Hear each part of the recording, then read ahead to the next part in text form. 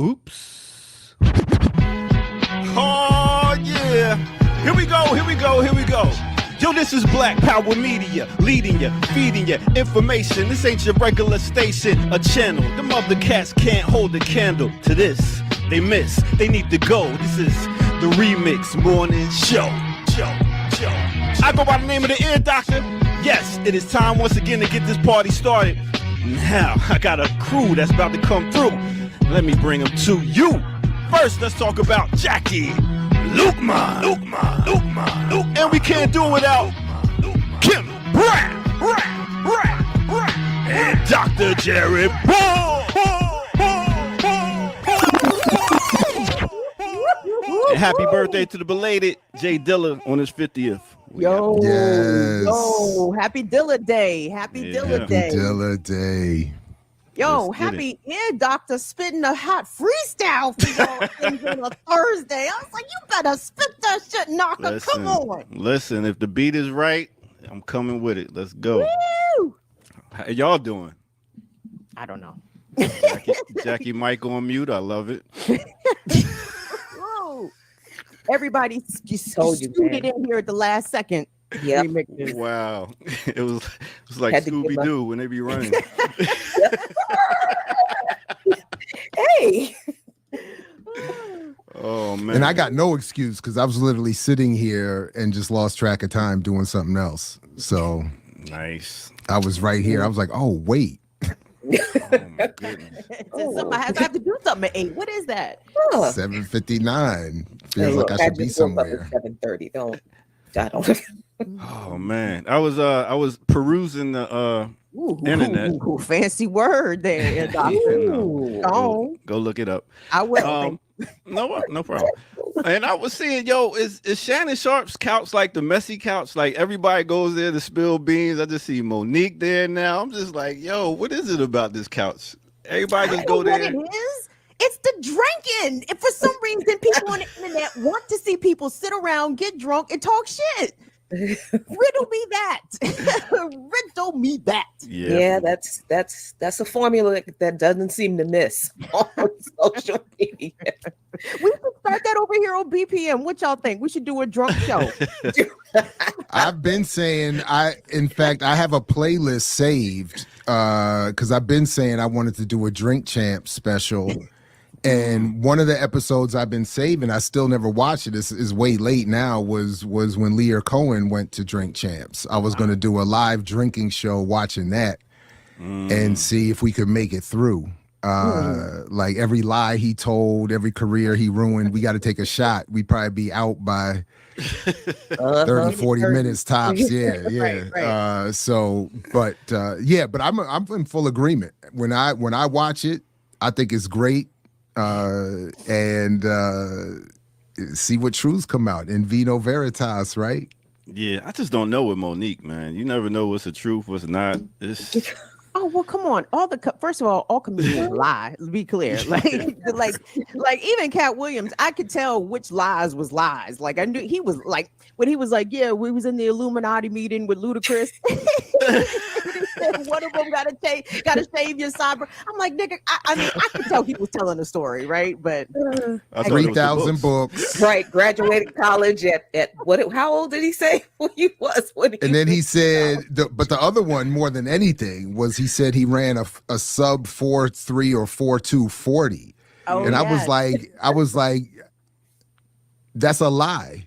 That's a goddamn lie. You know why I know? Do you know why I know that's a lie? I know why that's a lie. Because even in a generation where we didn't have all the technology, anybody that could run that fast did it in front of somebody on a clock. I just don't believe it. I ran a 4.8 40 at the local Howard High School track after delivering pizzas for 12 hours and had somebody there timing it in 1993. So I know if I ran sub 4.3, that's world class. You breaking records. Wow. That dude mad short though. You know his legs is. You see him at the end of Atlanta when he ran though. Somebody would have had it. Fuck. That's anybody on tape could be fast. All you got to do is we watch YouTube videos at two times speed. Stop it. Oh man, stop it. And then when he kept mentioning to Shannon Sharp, he kept talking about, Shannon, you wouldn't let somebody on steroids come in here and take on. And I was like, please, Shannon, everybody in the NFL's on steroids. Come on. Shannon now lying too. Like he was going to stand like Shannon's all natural. Like right now he's on human growth hormone. There's no 50-year-old built like that without medication. Get the hell out of here. Damn sweatsuit tight as a. Hey, I think Shannon looks nice in a suit. I think sure. I'm only saying when Kat is talking about, well, come on, Shannon, you wouldn't let nobody on roids come in your locker room and take credit for what you done did. You'd be like, of course I would, because I'm on them right now, Cat Williams. I'm barely holding on from smashing a bottle right now. Oh, so what kind of lies was Monique telling, Ear Doctor? I haven't watched it yet. I didn't even get to watch it all the way because it was too much. But I just, wait, hold on. The Monique interview was too much after Cat Williams. Listen, I got other things to do. Oh, I thought she already told everything though. I'm about as busy as Kamal. Okay, Franklin. Oh, wow. Franklin. Yeah. It's a full house. Oh my God. I love it. Yeah, the microphone's over there too. Oh. The full house with the mic. Exactly. Is it Thursday? Kamal sees his microphone. He's just like, I just need to see a microphone in a room, and that counts. They said it has a wraparound range. Yeah. That's what I thought. I thought it was. Did y'all see the arm reach? Did you see how far he had to reach to grab that microphone and bring it to his face? Oh, got his own chair. What's going on? You know why Jackie laughing so hard? She just did the same thing. I sure did, but I see my microphone is always over here, and I always forget that it's right there.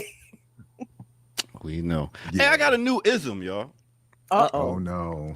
What the fuck? I swear, yo. First of all, let me get infinite content in here. Pick up infinite content. Stay sending in some loot. Y'all need to take notice of this. No, you're not paying Dr. Ball. Tyson and Herschel Walker are cock diesel in their 50s. I'm just saying. If I'm not mistaken, Herschel may be on there. Okay, I'll grant you there might be a few exceptions, although I don't know if I believe Herschel anymore either.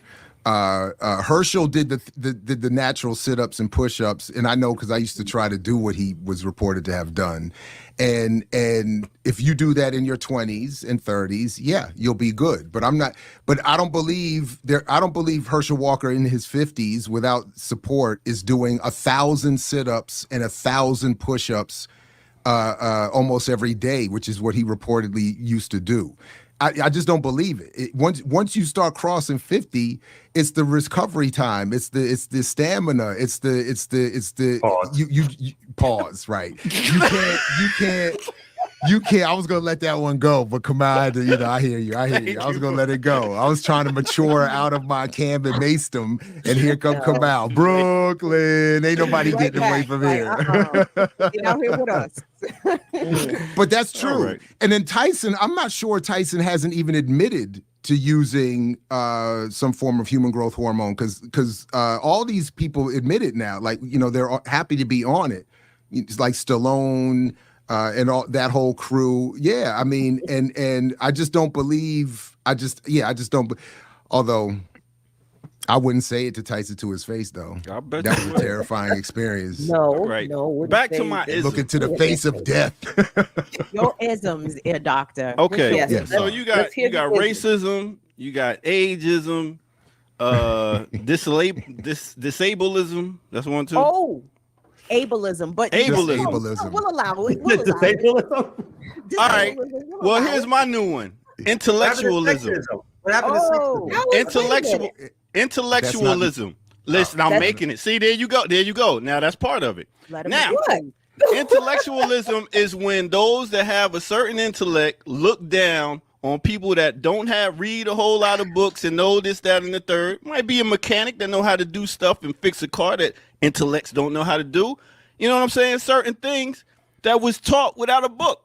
But I see a lot of people that read a couple books and this, that, and the third. They shun those who don't know certain things. And I call that intellectualism. But is that the actual definition? I just made it. No. Oh, it got to be Webster now? The white man? No.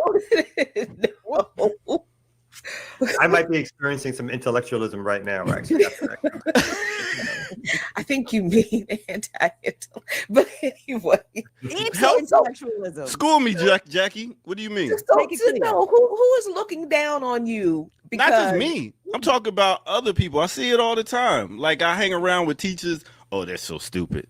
Like, yo, they might just not know. Why do you know, some people You're might not sitting be with on bad that level. teachers. They might. That's a bad teacher. That's not teachers. Well, they talk about other adults. They're not talking about kids. But what I'm saying is, talk about other adults. They'll talk about kids. They talking like. I'm just saying, stupid. some intellects are on this mountain where they look down at those who are not up there. Maybe like even what your boy said, Dr. Clark. But I get it. You don't debate with the intellect if you're trying to get on that. But I'm saying some intellects look down.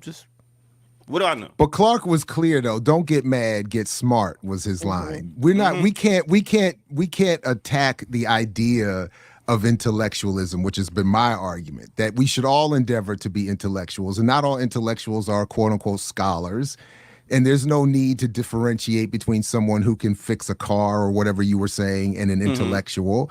And I don't think it would be out of pocket to say that there's been some good literature on auto repair that might have even benefited a mechanic here or there to actually be able to read about the vehicle.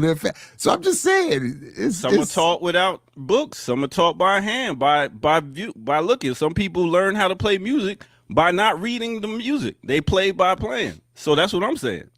I think the question becomes when people, so we all have experiential knowledge, book knowledge, areas of expertise, specialties, things that we know that other people don't know.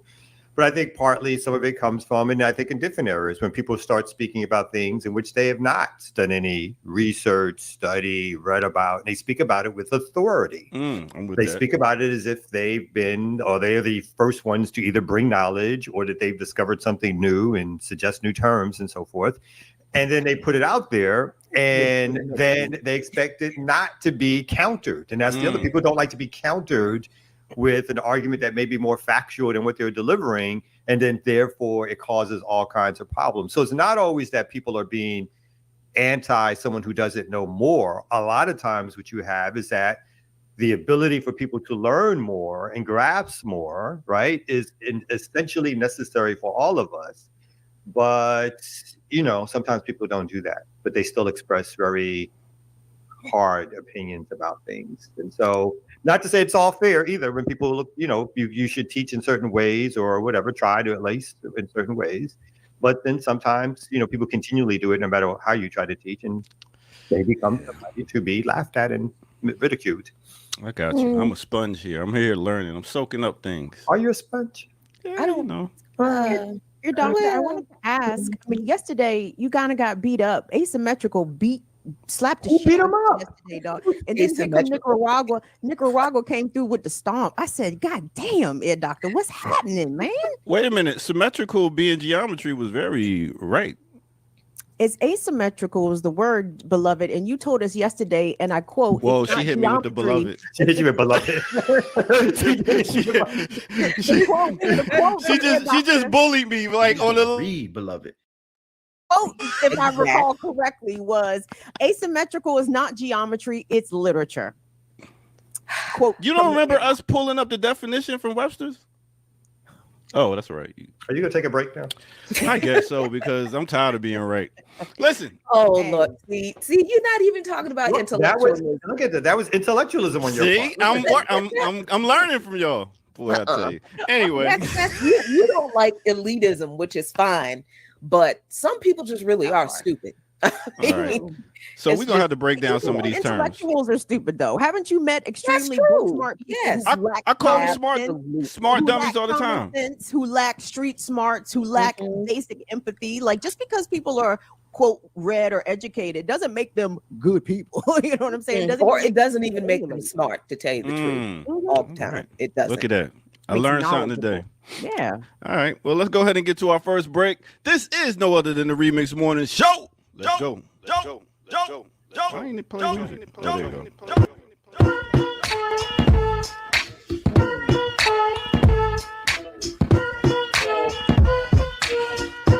You rocking that Jay Dilla? Yeah. What's good, everybody? Welcome out to the Remix Morning Show. I go by the name of the Ear Doctor. Please make sure y'all hit that like button. Subscribe if you're new to the channel. We got 296 people watching. We need to see them likes at the same time. Also, go to patreon.com, drop some change in the bucket, become a member over there, and see footage that's rare. And share. That means you care. All right, with that said, let's put it out in the air. A lot of things going on right here on Black Power Media. Let me put y'all on in case y'all miss. Now, we got a bunch of dope shows. One in particular that just came out was no other than Black Myths. Now, they had a part 2 on the Prisoners Built for Profit. Let's see what they was talking about.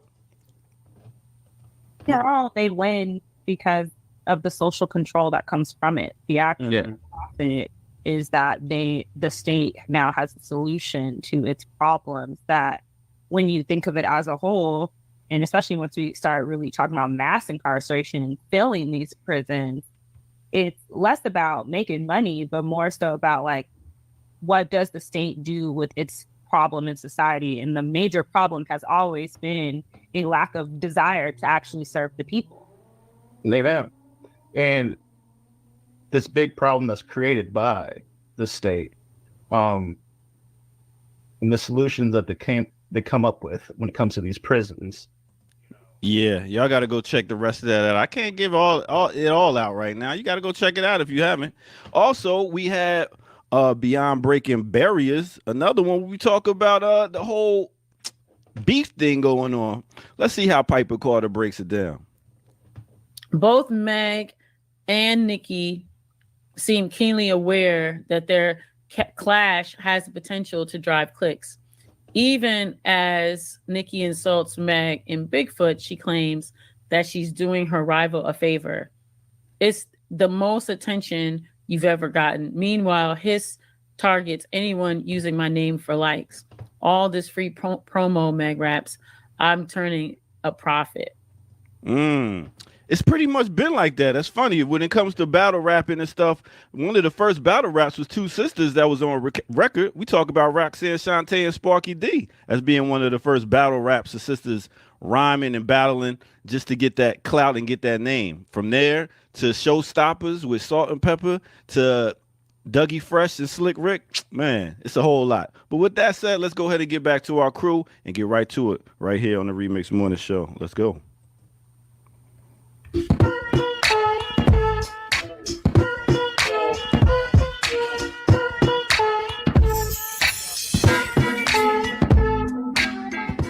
Man, I just got invited back to Piper's show. Y'all not gonna be able to tell me nothing. Nothing. Wait a minute, Dougie Fresh and Slick Rick had a falling out? No. They had a no. When Piper was just talking about how they create beefs in the industry to generate sales and get on, that's what Salt and Pepper did. They came out with Showstoppers to go against, Slick Rick and Dougie Fresh. Roxanne came out to go against UTFO. So beefs was generated. I didn't know that. You just taught me something. That was very intellectual of you. Yeah. KRS-One, MC Shan. We can go there. Don't keep going. Okay. That wasn't contrived though. That wasn't contrived, but it definitely it started something big. Like you ain't hear from MC Shan too much after. KRS said if Shan didn't respond, but he said if Shan never responded, there would have been no KRS. Exactly. And nowadays, I'm kind of wishing he never would have responded. Yeah. Stop. Yeah. Act like KRS-One ain't give us a lot of good. Jay-Z had a line I used to like where he said something like, if you liked Bobby and Whitney then, you have to like Bobby and Whitney now. No, I really don't. And it was It was but it was a kind of a play on, at least as I interpreted it, like to get to the part where you don't like them now, you have to have gone through the steps of liking them and their celebrity initially. But yeah, no, I've been kind of reflected on that. What is the value if we had no KRS supporting Eric Adams after a long career of presenting himself as a radical? Would the years of the absence of KRS be worth not having the symbolic collapse? Was it a symbolic collapse though? To me, it is. I have was. to admit that. To me, just reflected on my youth and what KRS meant to my youthful development, and to then see that it feels like a complete collapse. Like, it's very disturbing for me. I try to keep it in the time, because it's like because people, again, we don't know these artists personally, their real politics, what they say, what they do, how they try to get money. So I keep it as a moment of time to make it easier for me to continue to listen to Black Cop and not feel a certain way about KRS when I'm listening to it or whatever. But to Jared's point about the symbolism, I think it went beyond. I mean, it was already bad that KRS-One stood on the stage next to Eric Adams, smiles and daps and hugs. But the fact that Eric Adams demanded a freestyle of him and he complied. And he obliged. And began to freestyle badly. Like, I brought you out here to tap dance. You better tap dance. And that was just the insult on top of the injury. That I feel like it wasn't symbolic, Jared. I thought, Eric Adams is not one of those Democratic politicians who kind of skates the line of progressivism a little bit and puts on the show and then does stuff in secret, and you don't find out until the budget's passed and your library is closed and you don't have a job. No, Eric Adams is blatant about him being a cop. So I don't see how KRS pins one of the most iconic raps about cops and black cops in particular. Two. Two of Sound of the police. Oh, that's right. That's right. Yeah. I get my rap artists mixed up. I'm blaming all of this on the medication. Oh my goodness, y'all messing my childhood up. Listen, but no, and that's the point. It's not that. Sorry, go ahead. Yeah.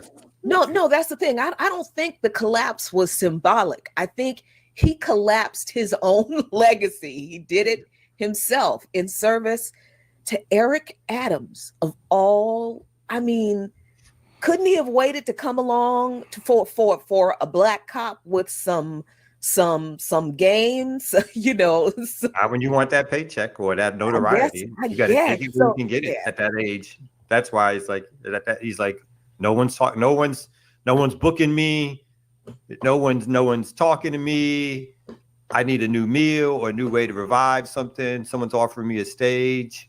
He's like, hey, Eric. They got to renew themselves. That's what Drake said to Joe Budden when Budden said, you stop rhyming to children. And Drake said, I got to. That's where I get the check. That's what keeps me rich and famous. And it was, and so KRS has to find a new way to reclaim his celebrity, to get that star thing re-going. Because, I went into my class the other day ready to have a whole bunch of jokes and fun with the whole Grammy situation. But most of my students, they don't know who Killer Mike is. So I couldn't even get into all the fun and jokes. They were like, who is this guy that won all these Grammys? And that you're hating on, Dr. Ball. And I was like, and I was like, damn it. I was like, you don't even know who Killer Mike is? I'm trying to have my little celebrity fun, and he's not even a celebrity to you. So yeah, so for KRS, he's really at this point probably thinking. And to be honest, how much money do we think KRS really made, even back in the day? You know what I mean? Not much. Yeah, I don't even not with much. the hits. So it's no excuse for the dude, but I'm also saying that that dude is looking for any play, like a lot of older rappers, even at this stage, like the guy, you know what I'm saying, like Rakim, he was a guy. He made a whole bunch of hits, but how much money do we actually think they made during that time period? That's why they're still touring. Yeah, they don't get to do stadium concerts Oh, like no. old rock and roll bands and make Yeah. millions of dollars Yeah. and shit like that. So Did they, KRS-One have a street named after him? Was that part of maybe his game Ooh, to that be might have on been there it. with New York Oh, City that's check in? interesting. Because I know they were naming streets after rappers. This was a thing recently. oh, I wonder wow. if KRS maybe, got up there and tap danced to make sure that he got KRS-One Boulevard, wherever it was. Oh, wow. Well, let me Somewhere get in the out of here so Bronx. we can fix this symmetry. Hey, I gotta go at 9. So I left wow. y'all with Jules. So I'll see y'all again wow. at 8:55. Peace. Perfect. Thank you, left Wow. doctor. rules. And you know what? Speaking of older rappers touring, when you see these rock bands out here still touring, the Rolling Stones still touring, and they're like collectively 1,500 years old, all of them Easily. together. I think Styx was on tour. These people are Oh, older wow. than me. Yeah, they're like 56, 58, 60, 70 years old. They're still touring because they don't have any money either. Really? I think for the mean, Rolling the Stones, Stones? it's- Stones? it's- Well, for the Rolling it's a Stones, they just lifestyle. don't. Them it's a Yeah, lifestyle. they just don't know what else to do. But Right. any rock band that is not no, like they're- on the level of the Rolling Stone, they're still touring because they don't have any money either. No, they're all on I tour to feel like- pay for their new au pairs, for their babies with all their 20-year-old wives and For girlfriends. their So, their next 20-year-old wife. See, all the 90s rock bands of those that still survive the 90s, like the Red Hot Chili Peppers still tour, the Foo Fighters still tour, and they don't look broke, baby. They I think Dave Grohl and them doing mighty fine. But that's the generation after the Rolling Stones, Right. Maybe 2 generations. But Right. yeah. The Rolling Stones generation, those really old rock, quote unquote gods. Yeah, a lot of them, other than bands like the Stones that have had that kind of a long-term legacy and discography and still putting out albums. Right. Most of these rock bands that are touring haven't put out an album in 20 years. Maybe. So they gotta Yeah, somebody just mentioned the like the Wu-Tang. I was watching some documentary on some crypto thing, and like in Mexico or whatever, and they toured on that. You know what I mean? Because they probably got hit off with 25 or 30, yeah. 7 or 8 of them motherfuckers like at times. So they trying to still get that loot both separately and together, or whatever. So people are like so it's. Again, even if we love the music, political or not, it's you're always going to find out some new fun fact that's going to disappoint you about what these mugs are doing, because it's all about either maintaining, keeping, striving, wanting to be, and that means dealing with people who ain't gonna who's not thinking about the community, not thinking about what's good for you in the long run. But can I get you for this hot second? I'll pay you whatever, and you get next to me, you got to deal with that legacy. What? And who's going to a Woo show? I tried to go to that Jizza show, and I needed to have seats arranged, and you know what I mean. I needed who? I'm not hating. The whites. And you go to But I'm saying, what age whites though? What age whites? What physical they got young white audiences? Like, because I was ready. I was hobbling over to the show. Jared said, "Put me in the ADA section, please." I did. I had to set it up. And they canceled it anyway. But I was like, I had to have the whole thing set up. I was like, who's gonna be standing around in a pit? So the Woo was just at Capital One Arena, maybe at the end of last year, and it was Wu-Tang and Nas, right? So now they're doing arenas. Yeah. You know what I mean? So Okay. there's seats available. I guess it's not the old, hip rap mosh pits of yore anymore. Yeah, the I'm gonna festival need a style seat. seating. That's And that's I'm gonna good actually stuff. be in the seat. Exactly. Yeah, I can't do festival style open floor. No, I can't. All right, ear can't doctor, handle the slap the map contact high then, ear people. doctor. Damn, he's putting up signs. He's put up sign. He's just abusive with the chirons. Go ahead then, slap the map then. Slap it.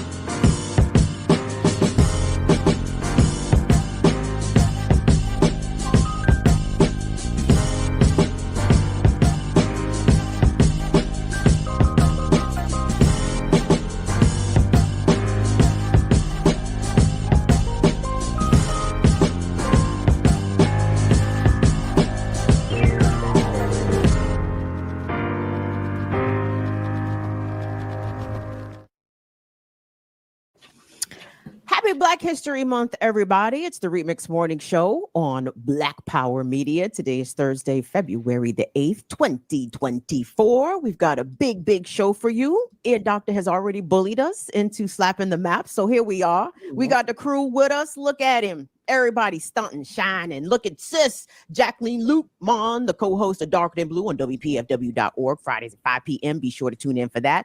Kamal Franklin, we don't know what Kamal does. Jared Ball is in the building. I'm sorry.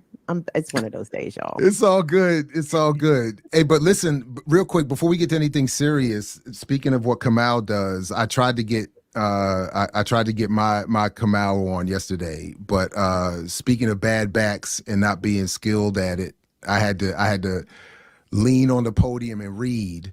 But I do want to shout out the attempt to collectively bargain for faculty and grad students in the rally that took place in Annapolis yesterday, with the United Auto Workers supporting, and the American Federation of Teachers and the American Association of University Professors, and a lot of folks were out there yesterday. I did my little 2-minute read, and so shout out to them. And so I don't know how the Kamal types just roll up there and just grab the megaphone and bomb on them like that. You and Jackie, I can't do that. So I need to lean on a podium, shaking, and read a script. Yeah, standing still with a bad back is like the worst thing. So it's very difficult to stand still. But shout out to all the good people out there. You know, we made a little noise, and to see people that I went to undergrad with in suits walking into their state senatorial meet is still some wild, surreal stuff. Be like, I remember you was running around the yard, son, in a suit. Now you're professional. Now you professional. So shout out to them, and then shout out to my oldest. Last night she did we did this. It was senior night at the local high school basketball game, and my daughter was doing. She's a pom. Whatever they are. So they at the halftime they did a senior thing, and my wife and I got to walk out with her, and like celebrating her as a senior and all that kind of stuff. Yeah, it was kind of dope. And haven't seen high school basketball in a long time, so that was interesting. There's some ball players out here. There's a little bit of ball players out here, and angry parents not liking the refs. It was some hostile. It was some hostilities. It was some rough language, and from old Black women. It was old Black women last night leading the charge. That's with my grandbaby with that. Basically, that's what it was. You're blind, you motherfucker. He was not. I was like, whoa. I said, it's been a minute. I said, okay, all right. The energy, okay. So yeah, I got put out of that gym. Actually, you got put out of a game.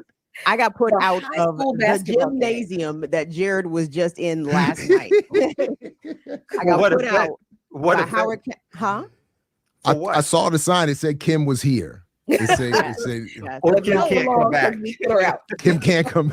If you see this face, yeah, the picture like at the stop. 5 years after the fact, 30 years after the fact. No return for her. No, I'll never forget. Our basketball team was playing. We were hosting Cardinal Gibbons from the Baltimore Catholics, right? And I was harassing them. Cardinal Gibbons, like I was beating them across the gym. Cardinal Gibbons, and here come this big white Howard County cop. You, come on. And I was like, what? And then this white man started to yell at me. And then I burst out crying because I was a child. And I was like, why is this adult screaming at me? So that was what prompted me to write a letter to the Howard County Police Department making a complaint. And the cops, I was about 16. The cop came to my house. I think I told you all this story. This cop came to my house in a marked police car, parked in my driveway after school when my mother was not home, and spoke to me. And he was not supposed to talk to me not in the presence of my mom. Damn. And told me that he got my little letter. Wow. And we not worried about whatever you said about Officer Jenkins. I was like, okay. Oh, wow. Damn. Yeah. They rolled up on your house and threatened a 16 and intimidated a 16-year-old. You wrote a letter. Wow. I wrote a letter. I wonder if my mother still has that letter. I might have. Gee, I printed wonder it. why people say all cops are bastards. No shit, right? Since we telling stories, me and my friends, we would be up in the bleachers saying 1, 2, 3, kill the referee. 3, 2, 1, kill the other one. Rough and Trenton at the basketball games, Shorty. Last night there was no flavor to it. There was no rhythm. There was no cadence or rhyme. It was motherfucker call the game right. Motherfucker. That's my baby out there. Get this shit together. What the fuck you doing? I mean, it was a little crew over there that was like led by an old black woman. Grandma was over there like, look. Don't you traumatize my son is going to the league. Yeah, my grandbaby's going to the league. You about to mess this bag up with your blind ass. Yeah. You can't go to the league if you making bad calls out here. If you calling them for if he fouls out in the third quarter, he can't get on tape and get to the league, you motherfucker. And I got a cane right here. I'll see you in the parking lot, goddamn. You got to get out of here one way or another, motherfucker. Yeah, it was wild. She was. Yeah, it was a little intense for a minute, but I was just there to watch the palms. You going to hell, motherfucker. Wow. I did a news story. We covered the attempt to unionize and collectively bargain among Maryland faculty. Yeah, I got a story. Go ahead, come at it, but it was one of those. I think this is a Fox News. It's one of those things. Like I guess every now and well, at this stage in history with Trump. Over the last 8 years, they keep bringing up stories about black men and their switch to Trump from either Biden or the Democrats. And some of it I don't necessarily believe. Some of it I find interesting. So they did the whole barbershop interview. I love it when they always go to our community and every interview's in the fucking barbershop. Like that's like it's so many stereotypes about the barbershop. Where else do black men go? Y'all don't go anywhere else. Y'all don't go to the street corner or it's the barbershop. Y'all don't go to the library. Right. Where else can you find it? Where else did he be at? It's the barbershop or the jail. Where else you going? Right. Oh, wow. Is that common? Who is that? No, I don't know. So let me see if this plays correctly. With Trump. That's uncommon. Money. Donald Trump has a reputation of being the money man. So I just think that Donald Trump, in spite of all the craziness he may have in his head, can we turn it up a little bit? Yeah, I can kind of agree with as far as business wise because I'm trying to grow my business. A lot of people admire the persona, and they want to be him. They want to enjoy the perks that he has. He seems to always be able to circumvent the rules. You're hearing that too, that there's some people in your orbit who are either voting for Donald Trump or considering it? For sure. A lot of my friends are obviously my age, so we're a little younger. We've only voted once, for a president. And Trump was kind of all we know. And they're kind of Trump and Biden. They're like, well, we were broke with Biden. We weren't with Trump. And that's kind of the only thing that I'm hearing over and over again is that, well, Trump, we had money. Well, okay, where? I hear you guys, but personally, people know he was actually president for a minute, right? So yeah. And so that headline is a lie, because the whole group of black men did not tell MSNBC why Trump appeals to them. 2 of the 4 did. That headline, this is how they get us. This is they do these unscientific little, find a place where hopefully we'll find the most uneducated black men we can find. and 2 of them say, yeah, I'll vote for Trump because I had money when he was president. Like what? But no, I needed that interviewer to ask him how, where, prove that. They're just developing the tape that they're gonna roll after Trump wins, and they blame black people for the loss. They'll be like, roll the tape. Remember, we told you at the barbershop. And But not you that guys this is a remember, good I mean, there's thing. something about these incumbent Republican presidents, because I can remember when W was running for his second term, and not specifically black men, but black people as a demographic. If I recall correctly, Bush doubled. I mean, I think it went from 3 to 6% of the black vote, but it still was a significant increase, relatively speaking. But Bush got the black vote by really campaigning hard against gay marriage. Like, I don't know if you guys remember, Bush went to the black church and did the whole, as you know, Adam and Eve, not Adam and Steve, and that had some resonance. So I think it's interesting to see Trump, even though he's not the incumbent, but is running for a second term. Whatever he's saying or whatever Biden is not saying or doing is having some appeal to some other black folks. And I don't think that that's false, by the way. I think some black men are seriously entertaining voting for Donald Trump. I think there's truth in it. I always feel like that when they do these things, when you look at the statistics, and I was going to say, I don't think this is a good thing, but when you look at the stats, it's usually like the most loyal Democratic voters. If you really segment it out, right? If black people, but if you segment it around black people, black women, I mean, around the whole list, black women, and then black men are second always in terms of the highest, like it's like black women are like 96%, black men are like 92%. But then they use that difference to then go in and say, wait a minute, black men in particular are splitting off, or all this thing around black men. So, you know, I see it as a propaganda value, particularly for right wing and or moderates to have a story or to suggest something, and then to push a lot of voting rights groups to, again, focus in on black men, and then they get more money to focus in on black men to bring them back to the quote unquote fold. So I think all this stuff is part of a larger propaganda game. But, you know, because it's not like I don't see these interviews around white women who are like, white women vote for Trump 59.8%.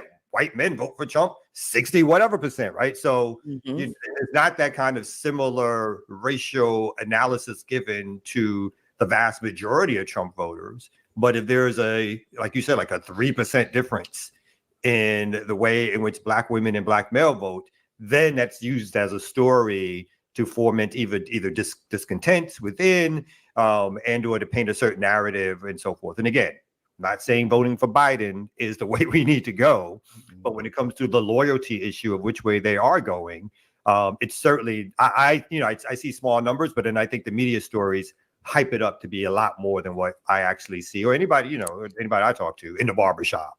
Well, yeah, because they never want to ask the question or raise the discussion of why would anybody in any community, black or otherwise, be considering Trump over Biden, and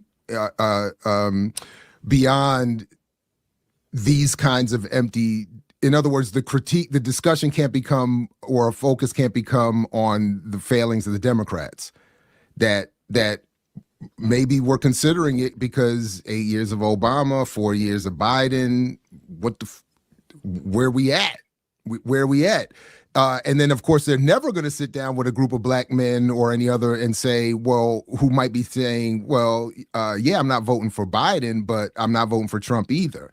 I'm voting for this alternative or that, or I'm not voting at all. And let's discuss that. And again, in the context of the Democrats have had all this power and all this time, don't ever do anything.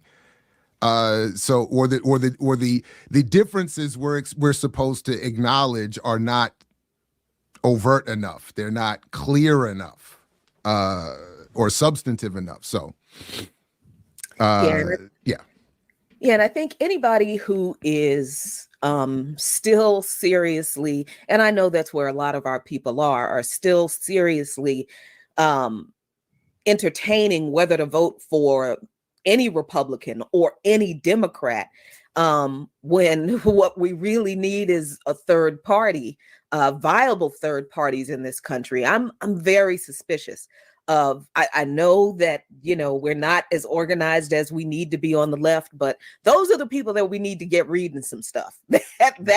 Those are the people we need to be, talking to and telling them, if the Democrats do nothing for you, why would you vote for them?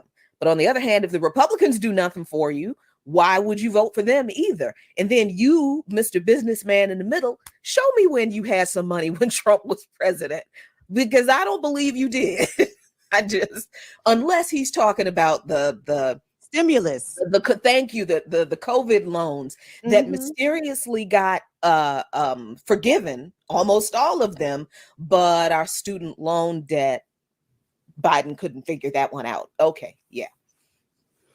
What's interesting to me about some of this black right-wing propaganda, it comes down to the issue of immigration and the so-called border patrol, because again, to the extent that these conversations are happening amongst black people in real time, I'm not sure, but when you look online, I see a lot of clips being floated and circulated from black people espousing very anti-immigrant perspectives, very xenophobic perspectives, from Chicago to New York to Texas. Is like, and the immigrants, these illegals. I'm like, Jesus Christ, when I hear black people say the word illegal, that shit makes me want to throw things. But that is an issue that I feel as though this tiny sliver of potential black Trump voters, that's one that they're kind of seizing upon. I mean, the business aspect about Trump and his personality is one thing, but in terms of an issue, they're kind of being galvanized around this issue of immigration.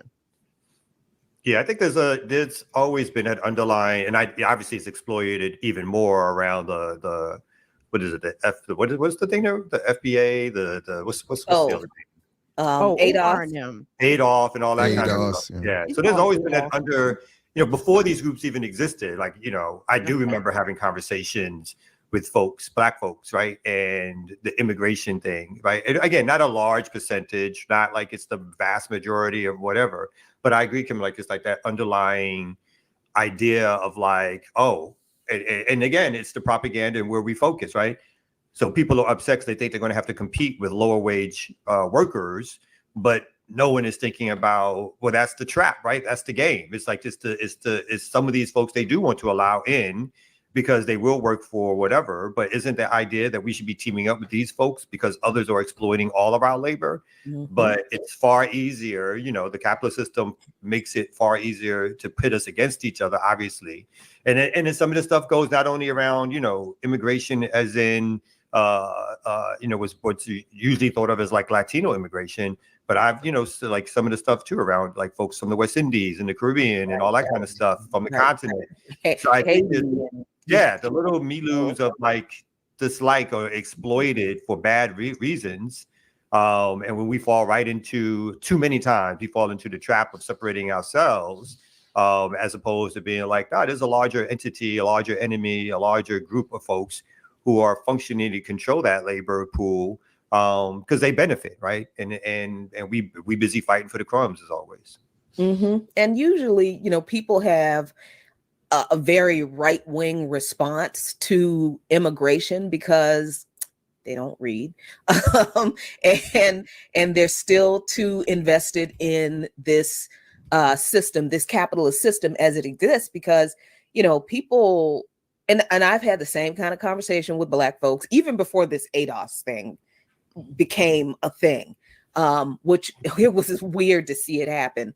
But I've had conversations with black people who are like, I don't have anything against those people. They just need to go back home. It's like, wait, do you not understand why and how they have left their homes?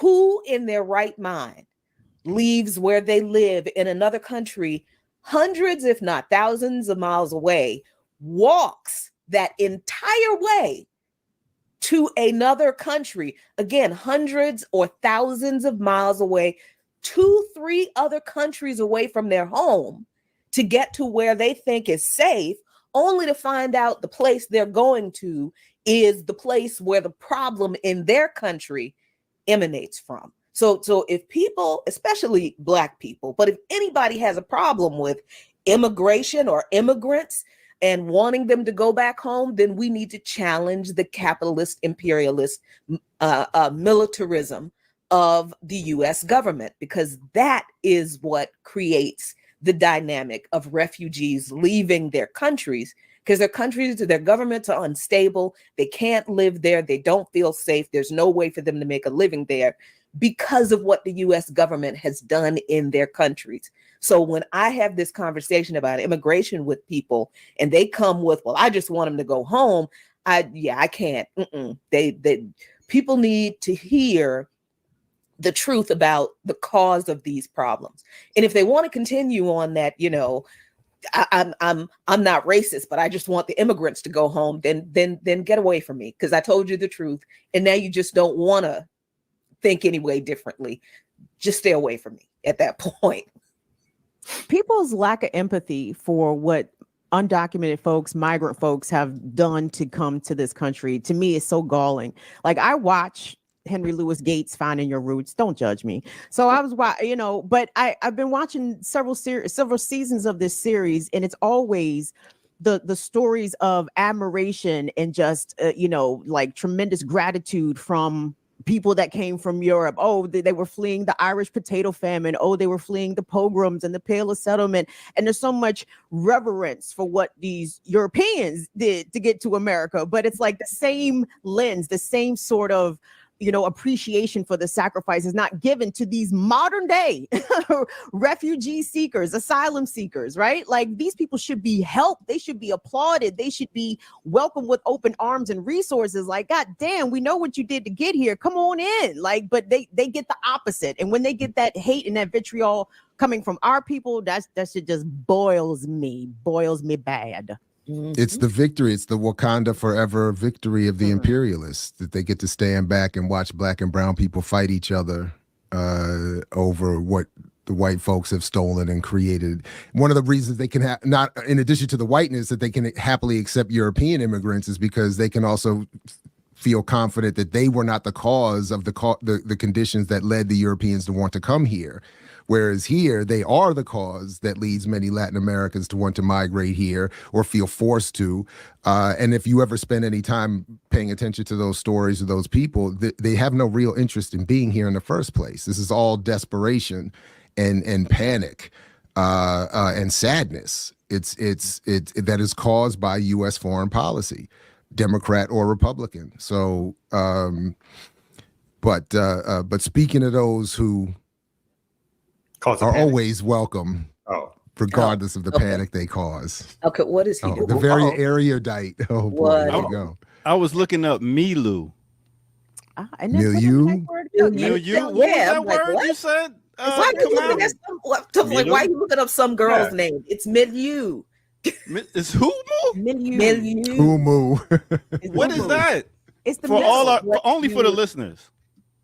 I interpret it as French. It's a French word meaning the middle, right? Yeah, mixture of. Damn, come on, speaking French. But I didn't pronounce it completely correctly because I don't speak French. I do the best I can. Correctly at all. I gave myself a break. Oh my god. That was some girl's name. That was some snow bunny's name you pronounced. Give me some water, girl. I know wee and French fries. Lord, he talking about me, you. That was a nice word. It was excellent usage of the word there. Come out. If I could, once I get the pronunciation down, apparently. Yeah, whatever. You're American. No one expects Americans to pronounce foreign words, right? This one doesn't. No, it doesn't. It doesn't pronounce. I'll never forget. The dude told us on the tour bus. I know you all can't say it, so just say when we hit the street, you can call it the Champs Elysees. I'll never forget him saying he was on the bus megaphone, and me and my boy was in the back drunk, and I was like, I can say Champs-Elysees, motherfucker. Who the fuck you talking about? I'm an American naval motherfucker. I say Champs-Elysees. We high-fiving in the back. Champs-Elysees, motherfucker. Champs-Elysees. Champs-Elysees. So it was like a real contradictory. We showing we can do it, but we also being real black American right now. It was real. It was funny though. Champs-Elysees. I was offended as shit. I was like, Champs-Elysees, fuck your language, motherfucker. Punk asses let the Nazis roll up through these streets. Through the street, motherfucker. I know what happened around here. Champs-Elysees. I call it whatever whatever the Nazis. Keep going, Jared. Keep going. Yeah, I was all types of shit. I don't know. It was all types of shit. You can't, and don't let it. That's why you can't let people drink it. You can't let people get beer at Burger King and McDonald's. Like it's not, that's how it wasn't. That's how it is in Paris. And we was tore up on the bus. I'm saying you can't let a bunch of sailors drop them off and let them get beer at the McDonald's. Man, please. We was a mess. Champs-Elysees. They live in the Miller High Life out there. Wow. Yeah. All right. Well, listen, let's go ahead and take a quick. Let's take a quick break. We're going to come back right here on the Remix Morning Show. Yeah. You don't shop. Mike Mo. Yeah. Yeah. You don't shop. Let's get it right here. Remix Morning Show, y'all. Let's do it. Check it out. Check it out. Come on. I'm so high. I'm so high. All right. I'll be getting money till the day that I die. I'm so high. So high. I'll be getting money till the day that I die. Rumors that spreading. Claim that I'm sensing me planting. But I'm not the dandy, not the doubling. I pure rumors are war. Leave me so happy, son. There go me high. You don't know me and you don't understand. You see me flashing at Chris Rain time. Hey. So you think that me a criminal? Rumors that spreading. Claim that I'm sensing me planting. But I'm not the dandy, not the doubling. I pure rumors are war. Rumors are war. Yeah. Once again, welcome out, y'all. This is the Remix Morning Show. I go by the name of the Ear Doctor. Make sure y'all hit that like and subscribe button, as you just heard right there. A little bit of no other than Freddie McGregor off that Rumors album in 1996. And yes, in the background, you also hear, that's right, no other than bam, Mike Geronimo. Mike Geronimo off his The Natural album that came out in 1995 with Royal Flush on that one. So yeah, that's how we do it. A little remix on the remix. In case you didn't know, make sure y'all hit that like, subscribe, throw a little change in the chat room, and we gonna get it. All right. With that said, let's get back to the Remix Morning crew. Now we do.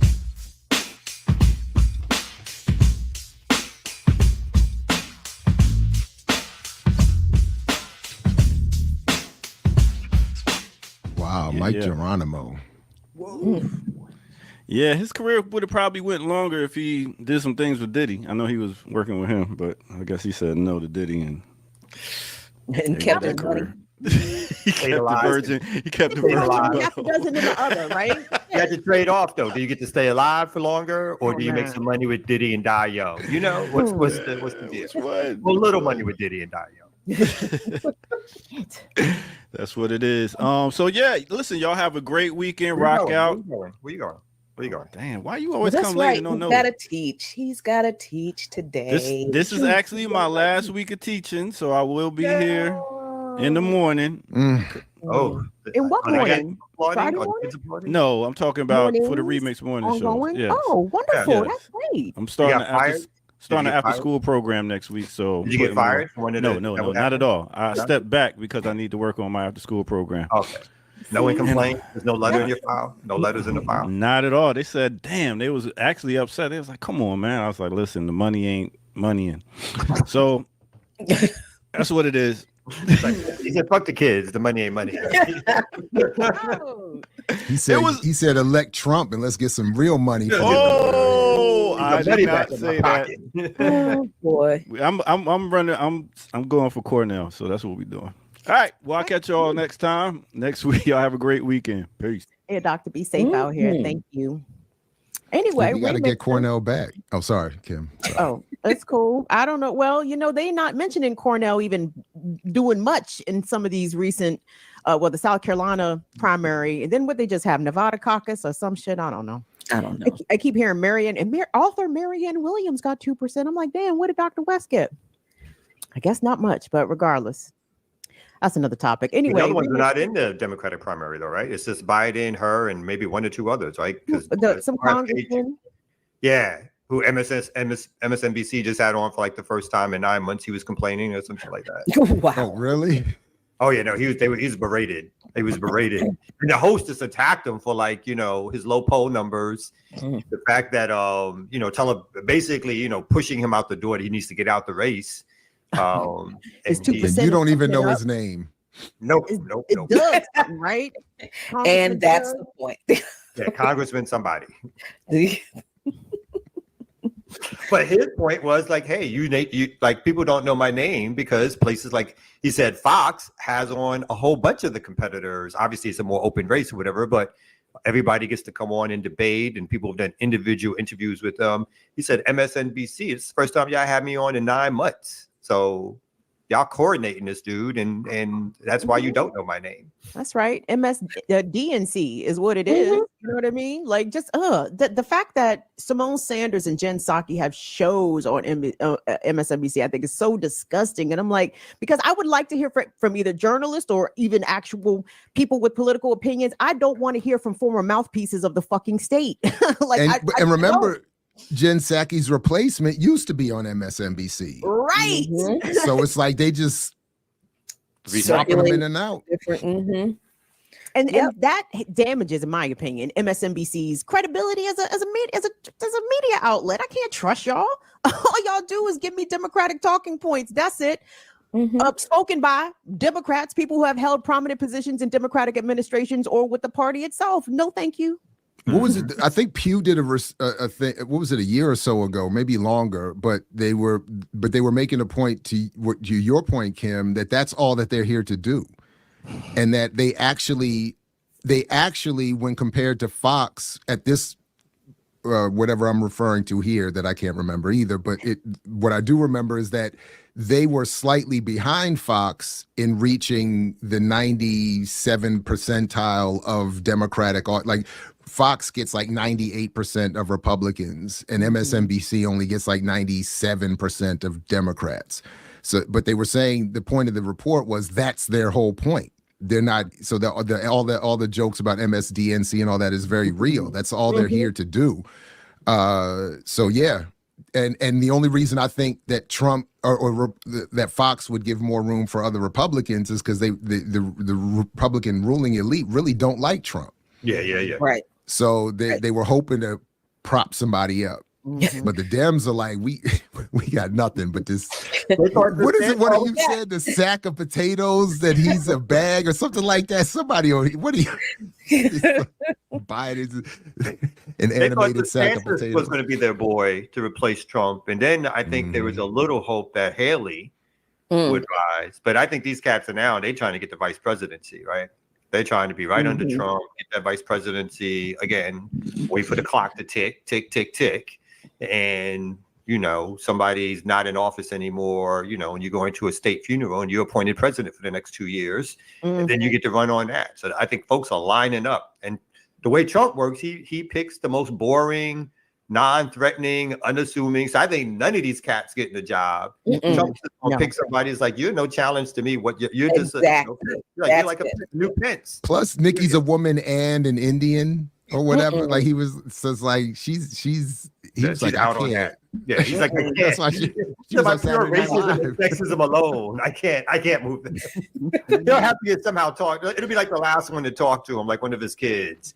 That'll be how if she does gets picked. But I think they're really going for like whoever's the blandest, whoever is like no name recognition, no one who's going to get any real media play that takes a camera off of Trump for a second. That'll be the person they pick or whatever.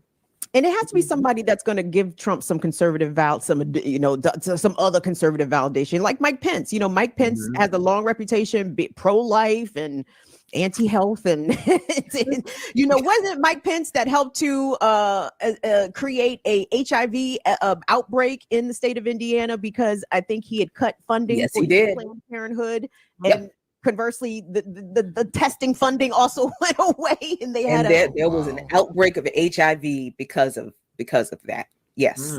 Right. So Trump needs somebody like that. He needs one of those, very churchy, evangelical, because Trump is none of those things, right? He ain't evangelical, he ain't churchy, he ain't no particular moral person. So Pence gave him some sort of credence amongst, the staunch evangelical nationalists. Yeah. Someone suggesting Tim Scott. I was just about to say that. I think if out of all of the people that we've seen so far, I think Trump would pick Tim Scott. I mean, he's a black guy. How many times has Trump I brought a black in. I hear the black. My favorite black. Timmy, come on over here, Timmy. Come on. Timmy, come talk to the people, Timmy. Do a freestyle for me right here, Tim. Do a freestyle for me.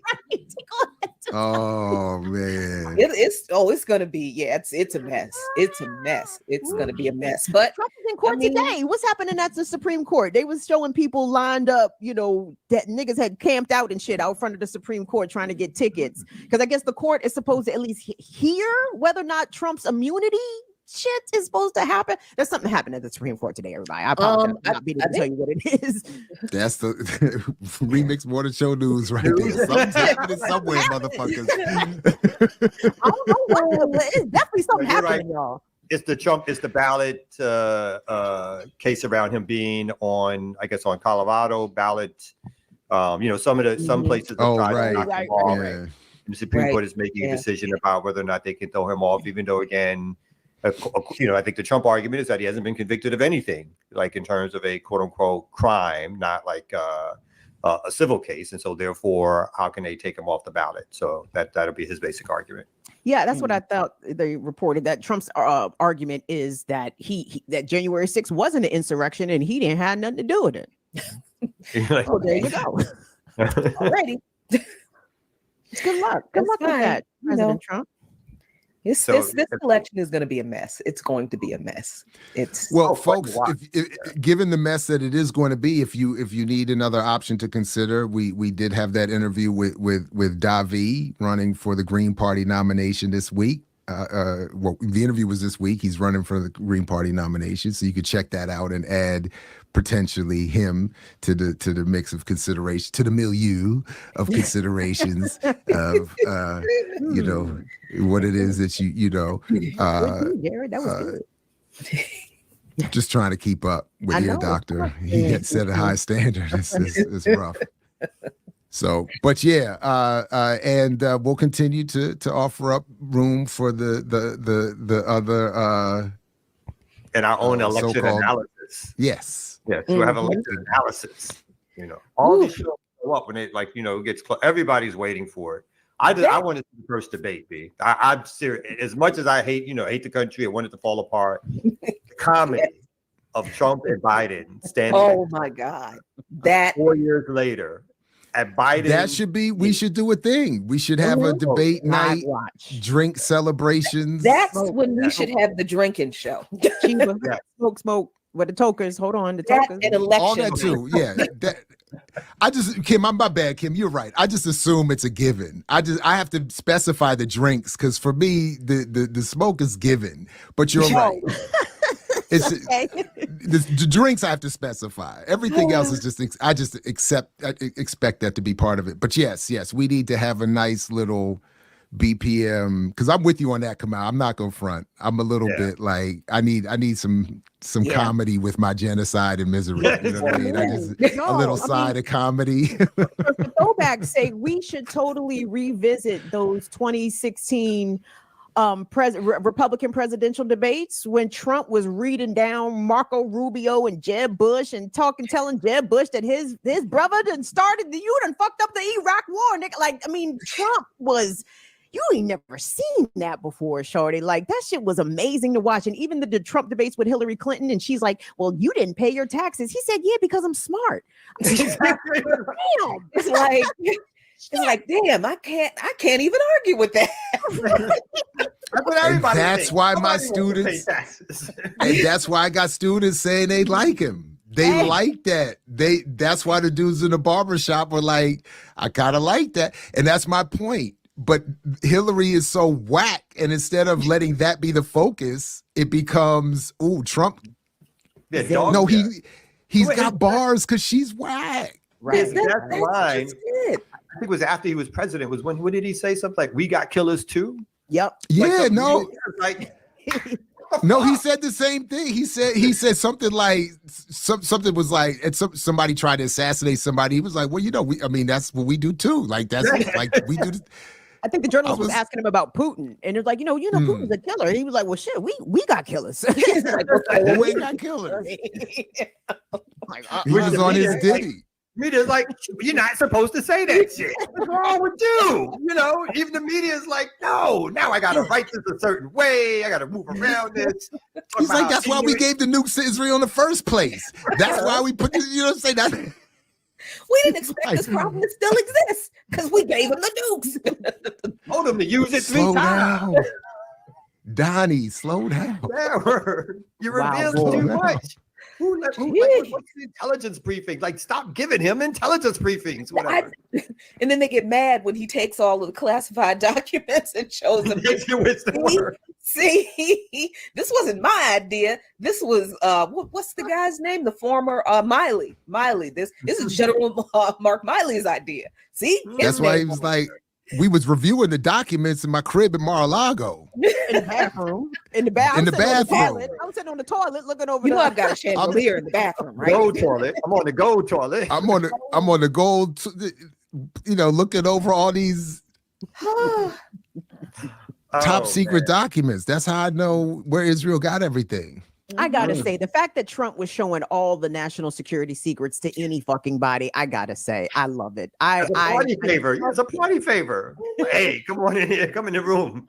I could have declassified these, but I didn't. No, you couldn't have declassified it. Right? So declassifying. Like, no, I just waved a hand, waved the wand. It's declassified. See, look at that. Like, this is what I gave the order to kill the Iranian general right here. Look at that. Check all that out. This is the bomb, the precise time. I had to sign off on it. Look at my signature right there. I was the president. I should still be the president, but I had nothing to do with that. Ooh, y'all, Trump gonna win. Well, I'm sorry. I've been going to win. This nigga's going to win, y'all. I want to talk to, if anybody knows, can we hear from the Palestinians and from the Muslim communities out there in Dearborn, Michigan, right there outside of Detroit? Because I'm telling you, I think Michigan is going to be what capsizes the shit for Joe Biden, to be honest. Like it's too close there. And the Palestinians have already said, we are not voting for fucking genocide Joe. And I said, yup. Y'all shouldn't vote for genocide Joe. So I want to hear that take. I want to get that perspective from that community. And I saw on Electronic Intifada how there are Palestinian activists outside of Blinken's house with their very healthy and easily removable, cleanable blood staining liquids that they're throwing all over the street and all over the cars and all over. And they just been harassing this dude. They've taken up the whole street outside his house, all legal. Where does he live? That's a good question. Northern Virginia? It's got to be somewhere around here. Yeah, somewhere close. I'll look for the video in a second. And maybe I don't know if they say exactly where it is, but I was just connecting it to this story that Erica has here that Israel rejects Hamas's ceasefire plan after meeting with Blinken. And that was the point to all of what you're saying. What I heard them saying in those interviews with EI is these are the people creating the problem. So they weren't explicitly saying anything about the election, but they're very clear. Whatever people thought they were going to get with Biden as an improvement over Trump, as it relates to what's happening obviously in Gaza, don't make no difference. And then all of Biden's boys, Blinken leading the way, are partnering with Netanyahu in helping him at least reach a conclusion that he can reject a ceasefire, because either they're not challenging him with enough of an actual threat, or they're quietly telling him don't do it. So it's like, after meeting with Blinken, he's like, why should I back down? Blinken ain't really saying anything like we're about to, whatever. Blinken says what he afterwards he said something like, because Netanyahu said they were stepping up their invasion, I think close to the border of Egypt. I'm forgetting the city or the area in which they were talking about going. But that's their next step, where over 1 million Palestinians have gone towards, because that's where that's one of the few places left that hasn't been directly bombed over and over and over again. It's where the food trucks come in from Egypt. And so now they're going there next. And then Blinken's response is, we hold Israel responsible for trying to make sure that civilian death is lowered, or there's not a lot of that. So that's their chastisement publicly, knowing already that they've killed 30,000, mostly Look at that Palestinian line, civilians. Kamal. Mhm. Netanyahu calls the plan to ceasefire delusional and says that a ceasefire will invite another massacre. Can you the twisted back? Mhm. So what's happening now is preventing another massacre. I The mean, massacre that's some going on now wild. is preventing another massacre. Yo, Mhm. And they get away with it, right? Well, Right. Why stop? Why stop? And It's a- this continues to assert that they're not going to stop until Hamas is, quote, eliminated. But it's like, okay, but you're going to kill every Palestinian woman and child and innocent man, or not non-militarized man in the pursuit of that effort. So anyway, I'm sorry. No, innocent is the right word, and that's exactly what they know. That's what they're doing. That is exactly if anybody in the United States asked Benjamin Netanyahu that very same thing, you want to destroy Hamas, but you're going to kill tens of thousands of innocent people in the meantime, he would probably say, well, yeah. I mean, because at this point, they're not even hiding the fact that they want to either murder or displace all of the Palestinians from Gaza and the West Bank. They want them all gone. Mm-hmm. Yeah, I'm just showing some of the video here as you all continue to talk of this activist on Electronic Intifada talking about they're camped outside the house there. They're throwing all they went into detail like it's very healthy and clean and easily cleanable liquid, however they put it together, but it's like food coloring. You can actually eat it. It's not, so they're very careful to. And then she points out that they're all doing this legally. That if you see where they've camped out on the street there, that's all legal public property. The only thing that they were told that they couldn't do anymore was some of the sound. There was some state law saying something vague about you can't disturb the sanctity of the houses or something like that. So you can't play electronically mediated sound. But in terms of being there, throwing this stuff and they have clips of the family coming in and out of the driveway and they're throwing the liquids on the cars and expressing how Blinken's wife looks visibly shook by all of this. And that's what they're worried about. Yeah.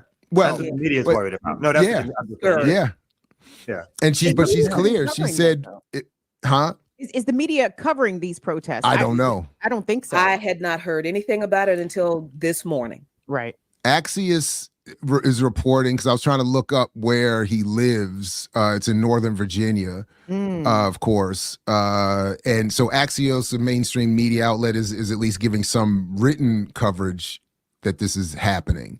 But I don't honestly watch enough mainstream news to know to what extent this level of coverage is actually taking place, or what frame they're putting on it. They're probably saying, these horrible, to your point, Kamal, they're disturbing the peace of these poor diplomats and officials. But yeah, so I shout out to them. They don't know, they've been there for like 100 and some days, I think, already. Wow. And they're going to stay, but they're not entirely sure what the plan is. She says we hadn't really figured this all out yet. But she said if the people in Gaza don't have peace and a chance to rest, why should they? That's right. So shout out to them. Shout out to them for that, for sure. I need to find out where they are. I feel like they need some supplies. Okay. Support, supplies, people. Yeah. I need to find out. Yeah, this story only goes so far as to say Northern Virginia, but they're not going to tell you exactly. Well, shit, they told you exactly. It ain't gonna be that hard to find out because they found. No, I mean, exactly. So, no, remember when they were out in front of Brett Kavanaugh house? They was out in front of Sam Alito house after the Dobbs decision, but that was in Montgomery County, I think. So, yeah. Yeah. And here's what Netanyahu didn't agree to. This is what he said was ridiculous about the plan. Hamas offered to release the rest of the Israeli hostages in exchange for all of the Palestinian hostages held by Israel. And that's thousands of people, women, elderly men, and children in Israeli prisons, most without a trial, most haven't had any kind of legal assistance, most have been abused by Israel. And then Hamas called for Israel to completely withdraw. and to allow the displaced to return, and for Israel to be responsible for rebuilding what they destroyed. And it's the returning, it's obviously not wanting to release the hostages, the rest of the hostages that Israel holds of Palestinians. But there's also Israel not wanting to allow 1.2 million Palestinians the right of return, because they've always denied the right of return to Palestinians. They don't want those people to have their land back. And they certainly don't want to withdraw from Gaza. Netanyahu has already said that he and his fascist genocidal coalition has said that after this war, genocide, whatever it is, they intend for Israel to govern Gaza after this is over. So that's absolutely reasonable. It is absolutely their right to demand this, but Israel is like, no. Netanyahu went to talk to Blinken, and Blinken is like, yeah, don't pay any attention to that crap. Mm-hmm. So we'll keep negotiating, and that'll take another 3 months. There'll be another 50 to 60,000 Palestinians dead. It'll be another 300,000 or 400,000 that need to exit Gaza for either medical. Because we speak about the dead, but imagine the amount of injured, right? If you got 30,000 dead, and you're talking about literally hundreds of thousands of people who have been injured in various ways, and there's no hospitals. And so where else are they going to begin to have to seek treatment is going into Egypt or other places. And although Egypt is saying they're not going to be, they don't want to take, people are going to find ways to get out of a situation where they're literally being bombed. And so I think the real plan of Israel is what you said, Jackie, is they're going to create a buffer zone, one. And so they're not interested in leaving Gaza. They're trying to create a buffer zone, which will soon turn into settlements, which will soon turn into a larger land grab. They will continue, even at a lower pace, to kill Gazians, to kill Palestinians, and then they will push those folks out and claim that land. That is their ultimate goal. They see this now as something that's more doable than ever, particularly with the backing of the United States, as the United States is bombing Yemen, Iraq, Syria, as the United States is now unleashing its own military superiority on the militias and so forth. They're doing exactly, and killing commanders in some of the militias in Iraq. That's exactly what Israel is doing. So the plan is the same, is to keep dragging this out. Obviously not to call for a ceasefire, to drag out this action as long as possible until Israel is satisfied that it can put its long-term plan into place. And, the only thing, Saudi Arabia and all the rest of it around some sort of permanent establishing diplomatic relations. Again, just to cover, Saudi Arabia keep going back and forth because they're going to claim that land, right? And they don't need, eventually they'll get there. They already have undercover or secretive relationships with Saudi Arabia and most of the Arab governments in that region. And whether or not it's recognized fully, what's far more important at this stage is them seizing both West Bank, Gaza, other places that they consider to be so-called Greater Israel, and making that part of their larger landmass. And then in 10 years, after people don't remember the genocide, they will get their diplomatic relationships with Saudi Arabia and other countries because, their plan is there will be no more. The resistance has something to say about that, of course, but that is their larger plan. Is Netanyahu even trying to get the hostages back? No, it doesn't. And how is this playing in Israel? Right? I mean, there has been, I guess, some growing hostilities towards Netanyahu. I won't say growing because they've been pissed at Netanyahu since October 7th. They've been really upset with him.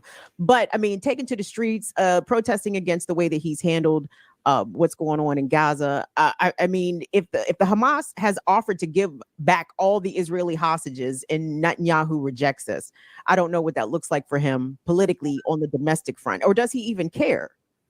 I don't think he cares. Oh, I'm sorry. You want to go, Jack? No, you go ahead, Kamal. I was going to say, I don't think he necessarily cares because even if he, because a lot of the hostage families are even more right than Netanyahu. I think Netanyahu is right, extremely right wing, but also a politician. I think there are others who are right wing and principally like crazy right wing in terms of their sort of greater Israel belief, and that includes a great deal of the population, including hostage families, which they've openly said, no food, no supplies, no water to Gaza until the so-called hostages are released. Right, so some of them are to the right of Netanyahu, which he probably appreciates or wants. So I don't think, I think if he wanted to get a deal for the hostages, again, the counter offer, because again, the Hamas offer was a counter offer to what was first proposed, is approximately a 45-day cessation of fighting, the release of the hostages. I think Jackie called it around 8,000 Palestinian prisoners. All that could be done because with the Israelis, they'll just go back and arrest those people 5 minutes later, as they did in the West Bank at the previous negotiation. They went back in and started arresting more people. They have that kind of military power over it. So it's not about striking a deal. It's more about what gets them closer to their ultimate final goal. And if the hostages have to die in order to get more land, they've been useful to the greater idea of Israel, right? I think Netanyahu is in trouble politically speaking, but I think he'll only be replaced by if he does lose any upcoming election, because he's going to be considered also the prime minister that allowed, or under his watch, Hamas was able to break their so-called security superiority. It would only be replaced by somebody even more right-wing than Netanyahu, like one of those really conservative people that he's coming up with. So that's what I think is, I don't think the hostages matter at all, except as bargaining chips for something that he wants to happen. Yeah, I don't know how their succession structure is in the Knesset, but if Netanyahu does not win the next election, I mean, more than likely he probably won't. I'm not sure if he is eligible to. I don't know what if they have term limits. But if you think Netanyahu is bad, wait until somebody like Ben Gvir gets into office. I mean, because this is Netanyahu is the devil. Gvir is the devil's grandfather. He is, that man wants to openly just, there's no pretext of pretending to care about the human rights of Palestinians with these other people that remember Netanyahu knew were far right wing, and he made coalition with them anyway. So he knows what kind of people are in this coalition. And again, this is what Netanyahu wanted. So this is what he wanted. So he doesn't care. He doesn't care. The other people in parliament don't care about they don't care, because if they did, they wouldn't be setting up all these illegal settlements all over the place. They wouldn't be stealing other people's land if they really cared about the safety of their people. But settler colonists are not logical. They don't think like regular human beings because they're monsters. Basically, there's no such thing as an innocent settler. It's a political project. It's like ultimately this is a political / religious project that its gains are greater Israel, right? That's the gains. And again, if there's sacrifices that need to be made in order for that to ultimately happen, then those folks will be sacrifices, and everybody will be sacrificed. And a lot of folks don't mind. Like, again, some of these settlers, even though they're there's some control over them, a lot of them are allowed to, let's say, do what they do because they know that's their thinking, that's their mechanism. They're ultra religious and ultra right around taking over the land. I mean, we've heard the stories, like they poisoned wells in the West Bank, destroyed farmland, taken over houses, and the IDF sits back, and then they may destroy one small settlement in order to give cover for West and the West media to go like, oh, we're trying to stop this and this is out of our control. But they know that the ideological rabid dogness of like this idea has taken hold, that these, and we've all seen the videos, like they've called Palestinians their slaves and they're the masters and all that kind of stuff. These folks sincerely believe, as the Third Reich, as everyday Germans, right? People talk about Hitler as an individual or the Nazis. Remember, there was vast support in Germany for the genocide of Jews who were German Jews in Germany. Vast support. Vast support here for the colonization of this land by the everyday people taking native land and the enslavement of Africans. Vast everyday support. So sometimes I don't like it when we say everybody's being tricked. It's like there are people who believe their interests are aligned with the powers that be because they share that ideology. They may not be in the upper ranks, but they share a similar purpose, and then they do things on the ground to help foster that. That's always been Israel, not just recently, always been Israel. The rapid ideological belief system that this is their promised land, that they belong here, that they somehow are created, a part of the land through their fictional ideas about what the Bible says. And they've moved that to like somehow having actual lineage, like these Europeans believing that they have actual lineage in the area of Palestine. This conceptual concept has taken hold. And again, the West believes it and or nurtures it and uses it because it serves their own purposes. Mm-hmm. And that's where we're at. And that's why there's a resistance. That's why there's an axis of resistance. That's why Hamas, the Hamas, even if it was in some ways nurtured by Israel in terms of not having the Palestinian Authority, Hamas is also an indigenous struggle and resistance movement that would have came about partly because of the acquiescence of the Palestinian Authority to the Israeli domination. And so people said, no, there needs to be more resistance. And it was based on their own ideological and religious belief systems. But it was fostered because it's a belief system that challenges the southern colonial nation of Israel. If they want the war to end, then they have to give Palestinians back their land. That's the only way the war ends. There's no other settlement that's going to happen. Yep, I agree. And I do, as much as I was just talking to Ricky Ryan, what's going on, the other day about this. And I do think about this every day. Like, how is this particular moment going to end? How is this going to end? And I know that's kind of, like maybe, I don't know how anyone would describe it, but I'm not gonna, sit here and lie and say that, I'm this big bad revolutionary and, I don't have these thoughts. I am grieved every day by the hundreds of thousands of people who have been murdered, injured, not just in Palestine, but in the Congo.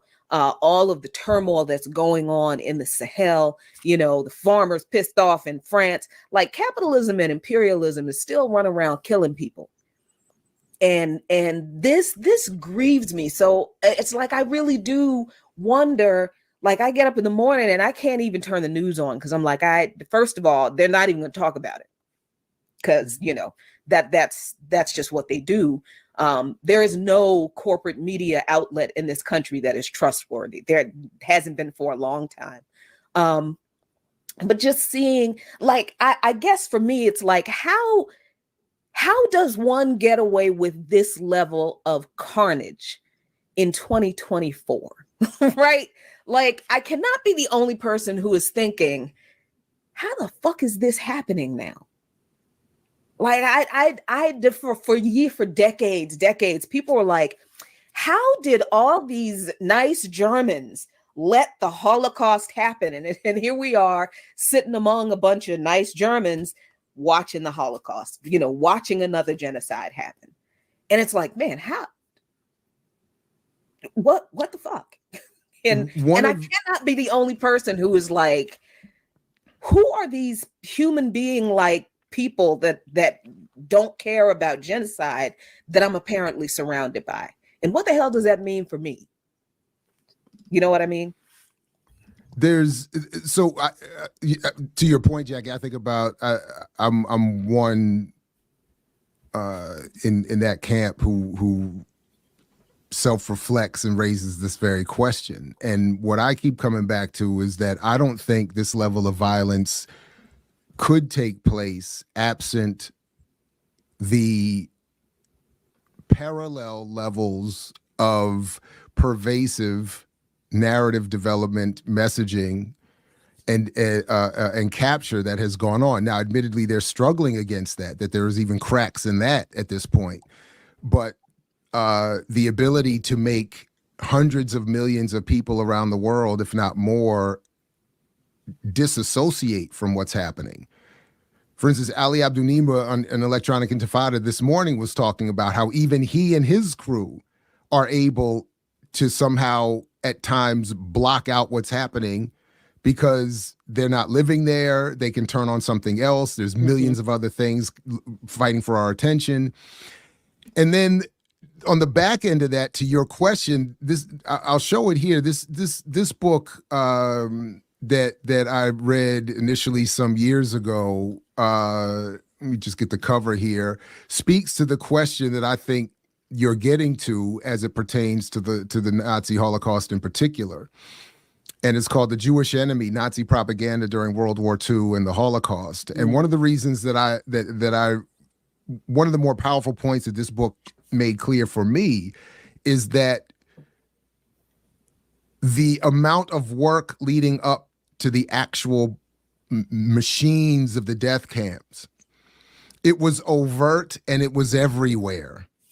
People would, from the early 30s on, people would be in bus kiosks or train stations and see posters saying the Jews are this, watch out for, like, it was a slow, almost creeping build that we've seen in the United States, to the extent we've paid attention, not only happened to Black people, indigenous people, Arabs, et cetera, and so forth, but specific to this issue, Palestinians, over the slow creep. This is that Edward Said work of Orientalism that prepares us so that even if we do catch a headline, and then I'll stop here. Literally on the way to school this morning, my oldest said, how much do you talk about Palestine in your classes? And I was a little offended. I was a little by the question? Yeah. Why? Because I was like, you should know better. It's all day, every day, baby girl. This is a constant. What you talking about? I said, right now I got 2 sections of Black studies, and all day the Black Africana studies or Black studies as a field only exists because of the Black liberation movement, and it has always consciously attached itself to Palestine. So that's one hook. And in my other class, it's the sociology of mass communication, propaganda. Duh. So it's like, turn on the news, good people. What frame is being put to it? We already watched Occupation of the Mind from Media Education Foundation, and so on the way to school, what I was saying, because my daughters were asking, so what is the reaction of your students? Because nobody talks about it in their school. Wow. There's almost like an unofficial censorship happening. So I was, and for us, it's kind of it's an all day routine. Not like we're lecturing at the kitchen table at breakfast, but it's like a constant discussion of occupation, genocide. These people got to go. So on the way to school, it was absolutely we talk about it, and the student reaction is often, unfortunately, Dr. Ball, you're the only one talking about it, and then damn, we don't hear about this version of it whenever we do hear it discussed. I don't know. So I said to them, and then when I dropped them off, I said, just always remember to ask yourself, how do you know what you know, and why do you like what you like? So when you hear something new, you're like, how much have I really studied this? And that's the approach. So yeah. So it's all of that to say, I think that we've been primed to both not be aware of what's happening despite what's going on, as crazy it is, and then to also rationalize it as, well, this is just how it is. The Palestinians deserve it. Israel has a right to defend. You know, it's over there. It's not us. It's them Arabs. They got nothing to do with me. They're terrorists. Yeah. Right. They're terrorists. Right. So it's somewhere between Umar Johnson and Fox News that everybody's kind of stuck. And it's like, damn. It's a sad state of affairs, man. Yeah. It is. I mean, it is. And why you should support BPM. That's right. Please do so, everybody. You can support us on Patreon, patreon.com/Black Power Media. Get you some BPM gear at blackpowermedia.org. Send us some Cash App support, $ Black Power Media, or just run us some super chats because that's what Kamal likes. Kamal likes to see that instant money pop up. So we got to make Kamak, satisfied out here with our production level, or he gonna get mad. Yep. It's not popping like it used to. It's not popping like it used to. That's all I say. Hey, the good brother Raj ran us 200 yesterday, gentlemen. Raj been dropping. Yes, yeah, Raj been coming through on a number of shows lately. Coming through. Yeah. Thank you, Raj. And the rest of y'all. Thank you, Infinite Content, for your everything, everybody. Infinite does a lot. Infinite does a lot. Yeah. Yes, he does. Yeah. So thank you all. True. And ZZ Lion, another tipping all-star, the all-star tippers. And then, Quaker anarchists and others who do as much immaterially as those do materially with the retweets and the posts and the comments. We need all that too. So Quaker, I owe you an email back. I know that. We've been in dialogue. I know that. Don't leave Quaker anarchists hanging. You get a tweet for that. Yep. So Kamal, I wanted to ask about something that Ricky brought up yesterday pertaining to the passage of a bill through the Georgia legislature, effectively banning bail bond funds. We talked a little bit about it on Tuesday, but now that you brought it, it has now passed both the Senate and the House in Georgia. Damn. And so now it's going to Kemp's desk. So basically and effectively, they are trying to stop public bail bonds. And this goes, obviously the target of it is left-wing or political or movement bail bonds, but they can't write it like that. So it's a broad sweeping ban on public bail bonds. That includes bail bonds like, mama's funds that get mamas out on certain days or funds that get fathers out. All of that stuff is limited. And the only way now under this law, as per written, to get permission is for the sheriff's office in individual counties to basically approve for bail bonds funds to be allowed to bail people out. So they are effectively banning bail bonds in the state of Georgia. And again, once they do it here as a test ground, it's going to be taken up in other places. And as I stated before, bail bonds have a long history in movement activity. It's sometimes what allows us to organize. When you look at the civil rights movement, people who spent time locked up, part of the reason they were able to organize, particularly Black folks in the South, is that they knew that they had bail bonds to get them out. They did not have to be long-term in Southern segregationist jails and at the mercy of Southern segregationist sheriffs and potential torture and murder. So this is obviously something that's targeted towards movement. In fact, just this morning, I don't have real details on it yet, but it's our understanding that different SWAT teams have gone out to organizer houses again. And so I'm trying to get some more details on that as we speak. So the continued, and as I mentioned also, on Tuesday, the City Council of Atlanta passed an ordinance on how to count the signatures or verify the signatures for the resolution. And they slipped in. This was an ordinance that was given to them by movement players. And then the City Council slipped in a signature matching provision, and then they passed it. So the same signature matching provision that the Democratic Party sued when it was going to be applied to Stacey Abrams' camp, that same Democratic Party at the local level is endorsing it. So when it's applied to a referendum process. So that's an update. That's what's going on. I'm sure some of this, particularly the bail bonds thing, will get challenged in court, but we'll see what happens with it after that. I mean, what more evidence do you need that both parties are the same when you've got the Republicans trying to outlaw bail bonds just to keep movements from being able to bail our people out, when they're being when they've been rounded up by the state. And then you've got the Democrats applying a just already proven to be unreliable signature match provision. The Democrats impose that on the movement, but both parties aren't the same. They're not. Oh yeah. Okay.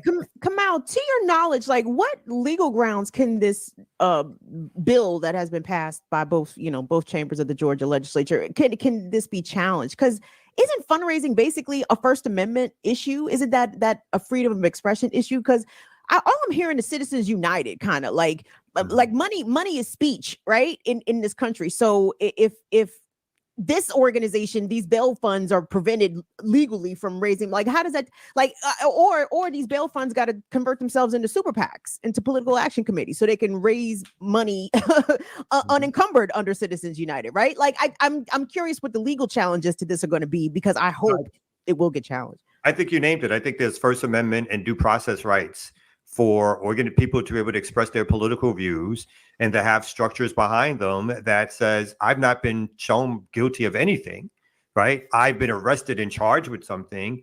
I have a right to bail and a right to figure out how to pay bail. Why does the state get to interfere with that? That's an abuse of my speech. And they also gave more charges in that same bill in which you had to put up cash bond or put up a bond, sort of as bondable offenses, so that people couldn't be released on their own recognizance. So they've even stretched, and most of those are laws that have to do with protesting, right? Things so-called resisting arrest, obstruction of government administration, those kind of things. They've also made into things that you're going to need bail for, like the judge doesn't have any discretion, right? So this is an attack on individual freedoms. This is an attack on people's abilities to protest, and I think it is a First Amendment challenge. Again, what happens, where it goes, which courts decide, how far it goes. This will also be something that will take years. So even in the meantime, unless some judge gives an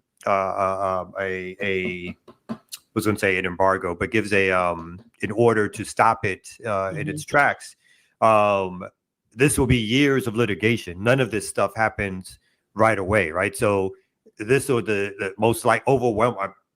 Almost sure the Republican governor, thank you, Renee, thank you for being a good lawyer, an injunction against it. The Republican governor will surely sign this bill, make this law, and then the question becomes the court battle. What will ensue in terms of the court battle? Will an injunction be given or not, as they create the mechanisms to basically stop all bail funds in Georgia from bailing people out?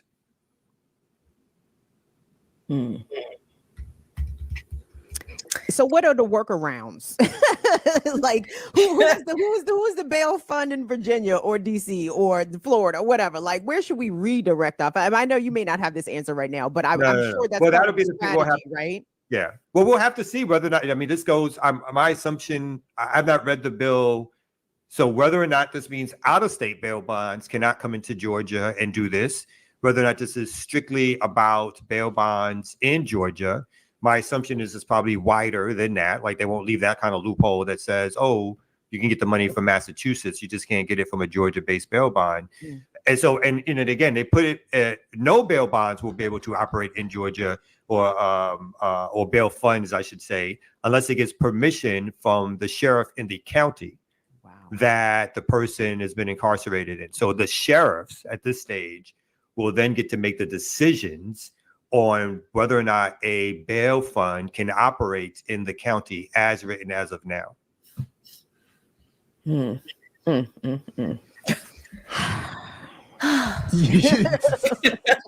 mean, a chorus of exasperated sighs. Yeah. And it's like, and this is, I just saw this. So this actually is perfect timing, because not that this is a good thing, but that this happened at the perfect time where we are living in a McCarthyist period, a Red Scare period.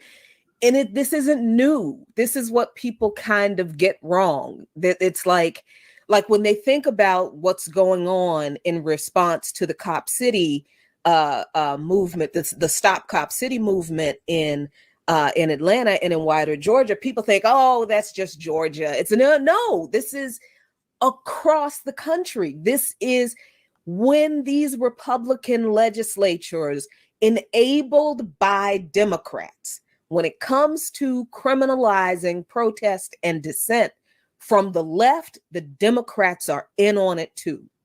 That this is not just something that is happening in Georgia because Georgia is uniquely evil. No, this is happening all across the country.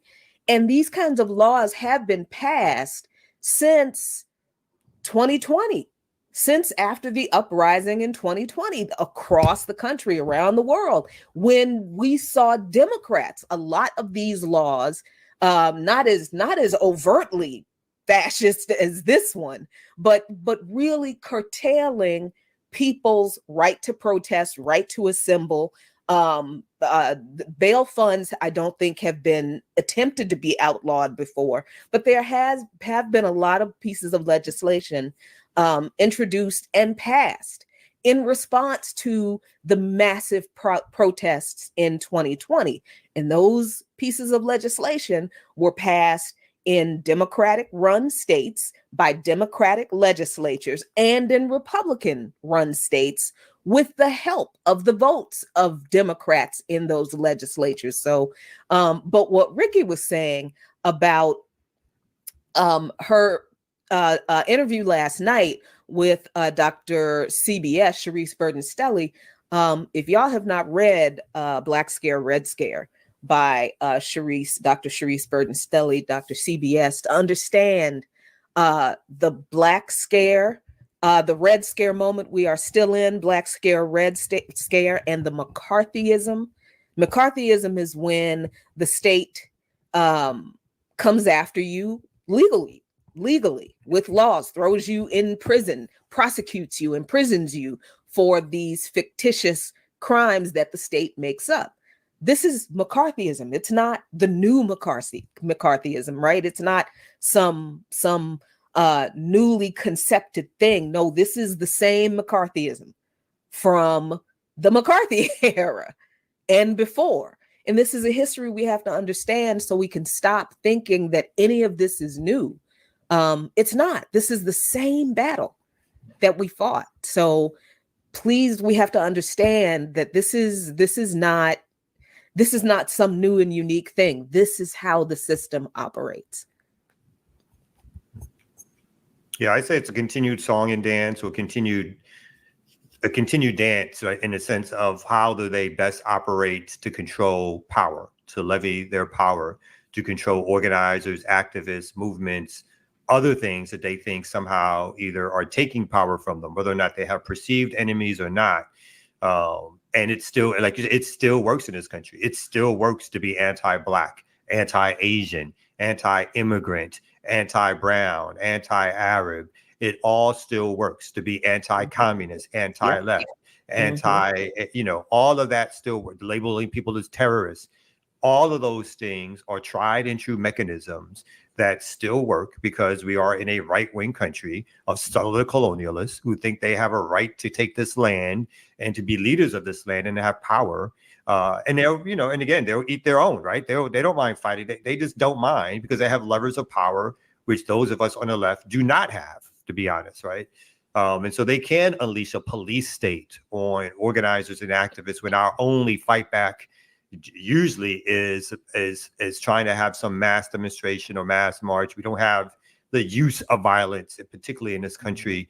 That is all controlled by the state, right? And we need to be honest about that, right? That's currently the situation that we're in.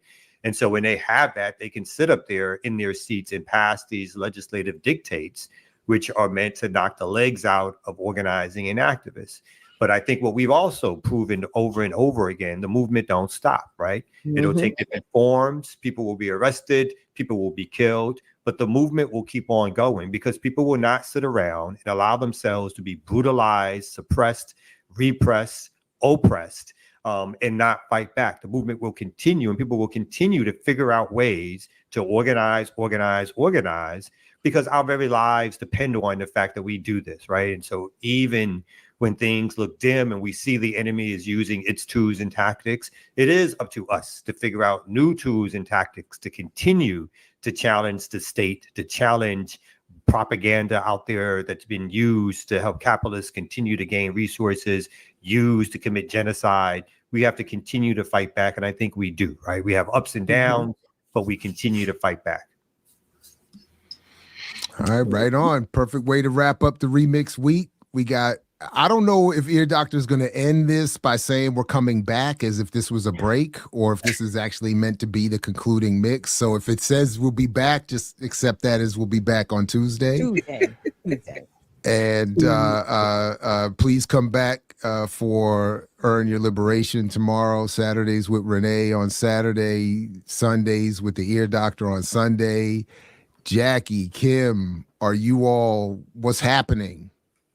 Yep. Darker Than Blue tomorrow evening at 5 p.m. Hopefully I will have all of the audio issues fixed. And tomorrow we're having Ajamu Baraka as our guest, and we're doing the WPFW pledge drive where you can call in or Cash App WPFW to throw some bucks our way to help us on the show meet our goal, which is $500. We have a $500 goal, and to keep WPFW on the air in general. So I'll drop all that information for you tomorrow, so you can call in, Cash App, do whatever. Just give us money. PFW will take your money any way. Any way you want to offer it. And they need it too. What is it? 4 times a year now? Yeah. They're sounding great. I mean, let me credit PFW. They are sounding fantastic. Like the programming, the actual sound quality of the broadcast, they are sounding really, really good. And y'all have the best show title. I think I love the title of the show, Darker Than Blue. That's wonderful. Yeah. We had a little incident with my daughters and some schoolmates around colorism. And I literally made us as a family listen to that song. We listened to Curtis Mayfield, We People Who Are Darker Than Blue. And I had to remind her of this particular part where he says, Hi, yellow girl. Can't you tell? You're just the surface of a dark, deep well. Yes. Everybody can't be like me and Jackie. Woo! I'm sorry. I get excited about that song because Curtis has a mean harp in that song, y'all. Curtis. Yeah, he does. Solo in the song. That joint is like, so what? mean. Yes. And then he picks it up with the funk I mean, Curtis, man, And then it's like, wait. Yeah. There's more. Curtis another Mama's Biscuits. Another Mama's Biscuits classic. Oh, we not that one, but we did a number of Curtis tracks. We was We're a Winner was one of our first ones. Oh yeah. We rocked that joint. We're a winner.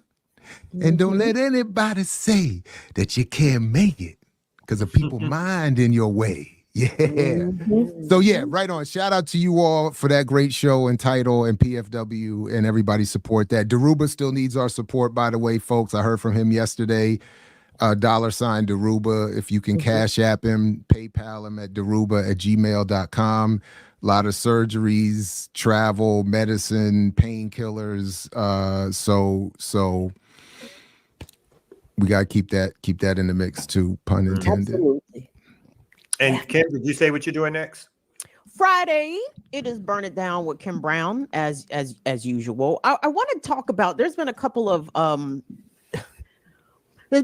police murders in my area that have not really gotten a lot of attention. A brother who was in DC experiencing a mental health crisis was there with a cop who was trained in mental health crisis, and he ended up shooting him because the brother was charging him with a tire pressure gauge in his. Ridiculous. So I want to lift up these people's names that have happened, because the pigs are still killing us out here, y'all. I mean, it may not make the breaking news at 6, or may not be the headline on the Washington Post, but it's definitely still happening. We cannot forget our folks that are being taken by the state.